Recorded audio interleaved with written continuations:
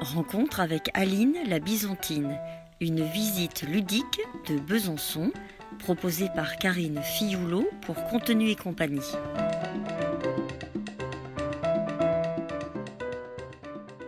Épisode 5.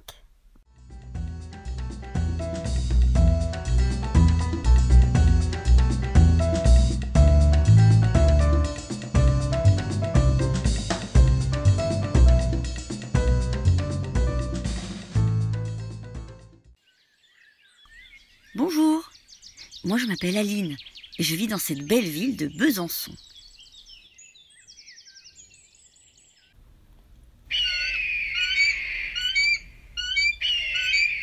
Non, je n'entends rien du tout, je n'ai rien entendu, je deviens sourde.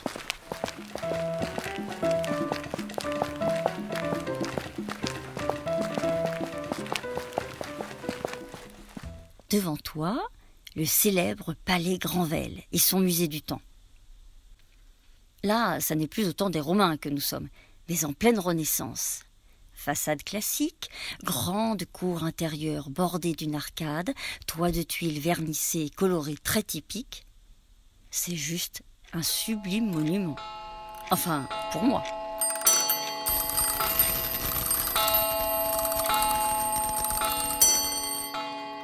Et très intéressant aussi, parce qu'à l'intérieur, il y a une exposition permanente sur l'horlogerie.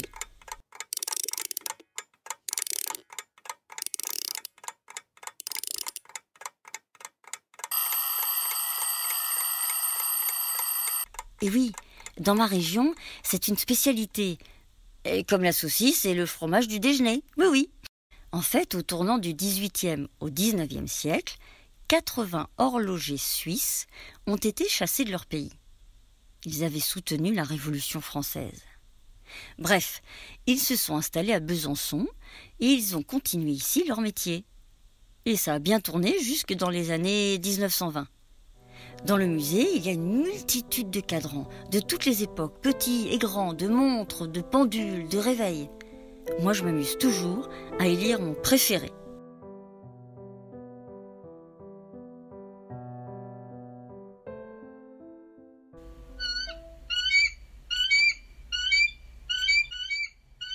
Oh, encore! Bon, direction la Cité des Arts et de la Culture maintenant. C'est au bord du Doubs, la rivière.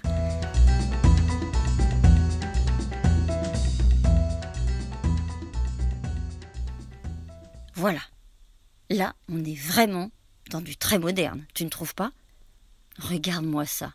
Une belle enveloppe de bois qui fait un peu traditionnelle et des lignes très géométriques, presque futuristes.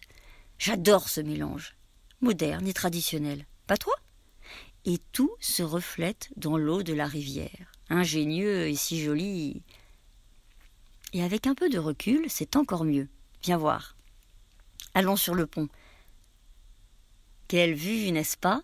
Devant le présent, avec la Cité des Arts et de la Culture, et derrière le passé, avec la citadelle, au-dessus.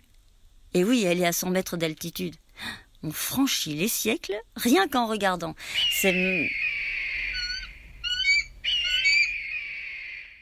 Bon, je continue. C'est magique, n'est-ce pas? Qu'est-ce que c'est que ce bruit? Mais c'est incroyable! Il faut vraiment que nous trouvions d'où il vient. J'ai un plan. Faisons comme si de rien n'était. Marchons ensemble et dès que nous entendrons à nouveau ce bruit, on se retourne d'un coup. D'accord ?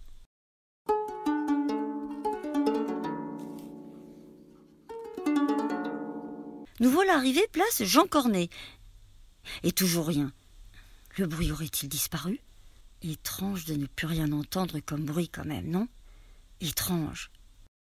Bon, arrêtons-nous là, devant la belle fontaine de l'état-major. Pas mal ces colonnes. Et le message là-haut? Utinam, plaise à Dieu.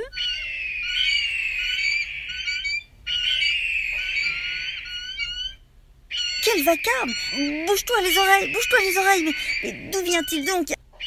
Oh, regarde, là-haut! Au-dessus de l'inscription, le blason de la ville et l'aigle noir aux ailes déployées. Mais bien sûr, c'est lui!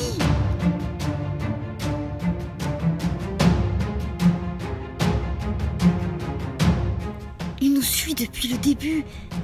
Mais c'est sa ville après tout. Il représente Besançon depuis tant d'années, depuis tant de siècles.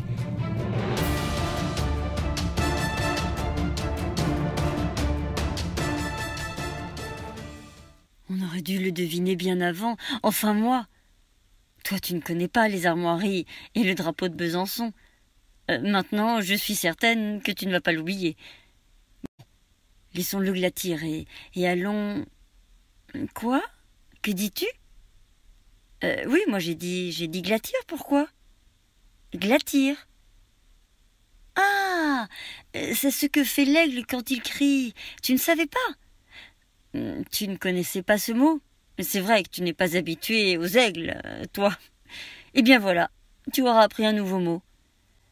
Donc, laissons-le glatir. Et allons nous reposer sur les rives du Doubs. Moi, je n'en peux plus. Pas toi?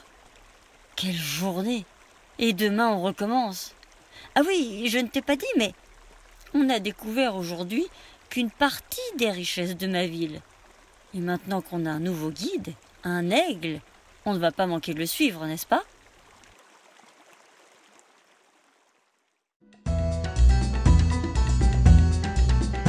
Et demain, si je ne suis pas là, va donc à l'office du tourisme. Tu peux récupérer là-bas le livret découverte Bon baiser de Besançon. Ainsi, tu pourras parcourir la ville de façon ludique. À la citadelle aussi, tu as un livret qui t'attend. Et à la maison natale de Victor Hugo. Rencontre avec Aline la Byzantine, une visite ludique de Besançon proposée par Karine Fioulot pour Contenu et compagnie.